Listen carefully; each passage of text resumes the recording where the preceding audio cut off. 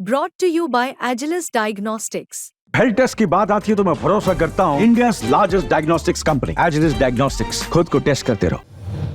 मुंबई में महायुति में मानखुर्द और शिवाजीनगर की सीट सबसे ज्यादा चर्चा में रही, क्योंकि आखिरी वक्त तक यहां पर महायुति का उम्मीदवार कौन होगा इस पर सब सस्पेंस बरकरार था। आखिरकार नवाब मलिक उन्होंने अपना नामांकन दाखिल कर दिया है। हालांकि राष्ट्रवादी कांग्रेस अजित पवार गुट की तरफ से एबी फॉर्म लेकर अधिकृत तौर पर वो उम्मीदवार यहां से मैदान में उतरे हैं। खुद नवाब मलिक हमारे साथ में हैं, उन्हीं से जानने की कोशिश करेंगे आखिरकार इतना सस्पेंस क्यों। मतलब एक वेब सीरीज या थ्रिलर मूवी में भी इतना सस्पेंस नहीं होता नवाब भाई, जितना सस्पेंस आपकी उम्मीदवारी के बारे में था।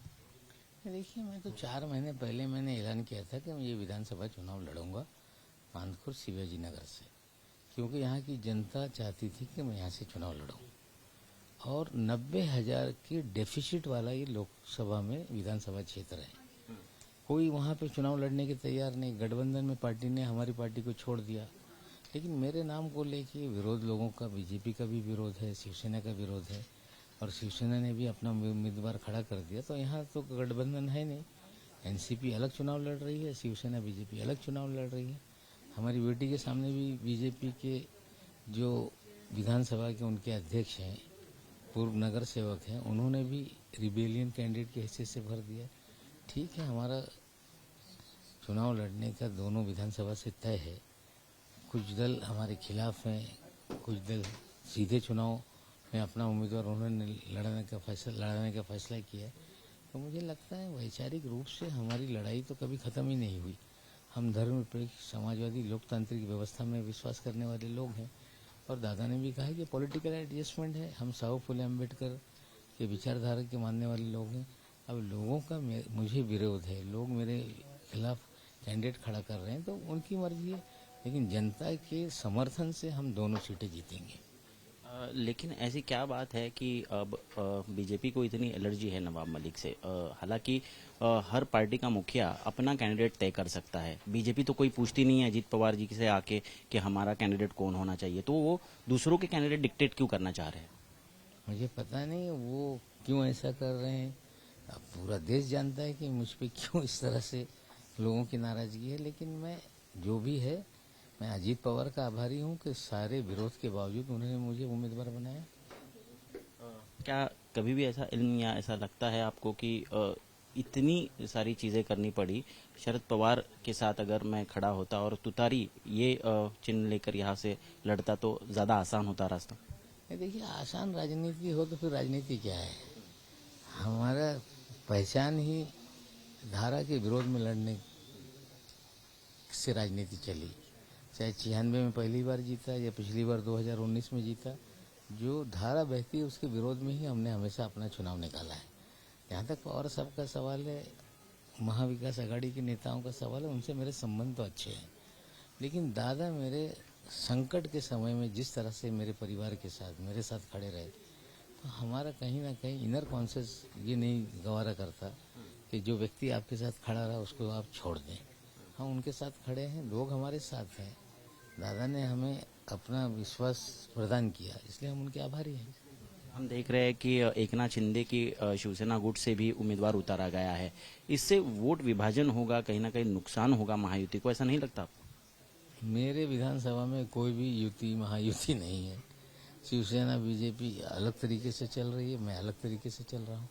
मुझे लगता है जनता का जो एक विश्वास है, जनता का जो समर्थन है, हमें दलों के बजाय जनता का समर्थन है, हम उसके विश्वास पे ही चुनाव लड़ेंगे। आपकी रैली में देखी इतनी सारी भीड़ थी मुंबई की, मुझे लगता है सबसे one of the biggest rally होंगी आज इस रैली में, लेकिन कहीं पर भी हमने महायुति का, बीजेपी का या शिवसेना का झंडा नहीं दिखा। क्या प्रचार में इस्तेमाल होगा आगे जाकर?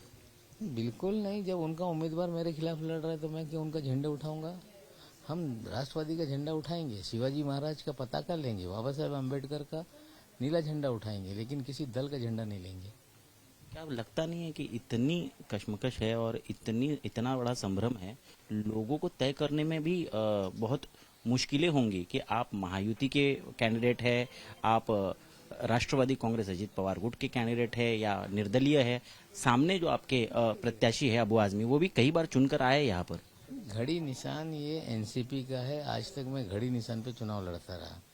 तो मेरे लिए कोई पार्टी नहीं है, निशान नया है, मैं दूसरे दल में नहीं गया।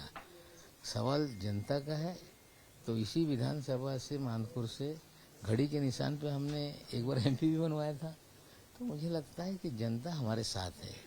मैं इस शहर में जिस तरह से 50 सालों से सक्रिय राजनीति में रहा, 5 बार विधायक बना, 6 बार मंत्री बना, शहर के हर कोने, हर गली मोहल्ले के लोग मुझे जानते हैं। और हमने काम करते समय अपने क्षेत्र से अपने आप को बांध के नहीं रखा। काम करते समय पूरे महाराष्ट्र और मुंबई के लोगों का काम किया। अब जब मैं मिल रहा हूँ तो हर गली से कोई निकल के आता है, कोई बच्चे आते हैं, बोलते हैं आपने हमारा एडमिशन कराया था। कोई गली से निकल के कोई एक महिला आ जाती है कि फला काम आपने हमारा करके दिया था। तो मुझे लगता है जिस तरह का विश्वास का वातावरण है, हम जीतेंगे। आपको क्या ये लगता है कि आपने देवेंद्र फडणवीस को टारगेट किया था, कई सारे आरोप किए थे जो आगे जाकर सही भी साबित हुए। हालांकि बीजेपी से बैर नहीं है, लेकिन फडणवीस व्यक्तिगत तौर पर आपके खिलाफ खड़े रहे और आपके खिलाफ हमेशा से भूमिका लेते रहे। ऐसा तो मैंने कभी नहीं कहा। कौन क्या कहता है मुझे पता नहीं, मैं सच बोलता रहा। और जो भी मैंने कहा था, सीबीआई ने वो सारी चीज़ों पे एफआईआर दर्ज किया। तो हम तो हमेशा सच बोलते हैं, कौन खिलाफ है कौन नहीं, उसको लेके कोई हम राजनीति नहीं करते। हमें लगता है सच्चाई हमेशा बोलनी चाहिए। जो मजलूम है उनके साथ खड़ा रहना चाहिए, अन्याय किसी के साथ उसके साथ खड़ा रहना चाहिए। तो हमारा स्वभाव तो कभी नहीं बदल सकता। हालांकि ट्रायंगुलर फाइट होने वाली है, कितने वोटों से आपको लगता है आप जीत कर आएंगे या कितने वोट मिलेंगे आपको? नहीं, मैं भविष्यवाणी तो कुछ कर नहीं सकता, लेकिन चुनाव जीतूंगा इतना मुझे विश्वास है। साथ में क्या एनसीपी पवार गुट का भी समर्थन हासिल होगा यहाँ पर नवाब मलिक को? जनता का समर्थन है, दलों का समर्थन है कि नहीं मैं नहीं बोल सकता, लेकिन जनता का समर्थन है, ये दिख के आ रहा है। बहुत बहुत शुभकामनाएं आपको नवाब मलिक जी। और ये थे नवाब मलिक जो यहाँ पर चुनाव तो लड़ रहे हैं। हालांकि महायुति के अधिकृत उम्मीदवार वो नहीं है, लेकिन अजीत पवार के गुट से वो अधिकृत उम्मीदवारी यहाँ से पाकर अब चुनावी मैदान में उतर चुके हैं। कैमरा पर्सन सचिन सावंत के साथ मैं ऋत्विक भालेकर, मुंबई आज तक।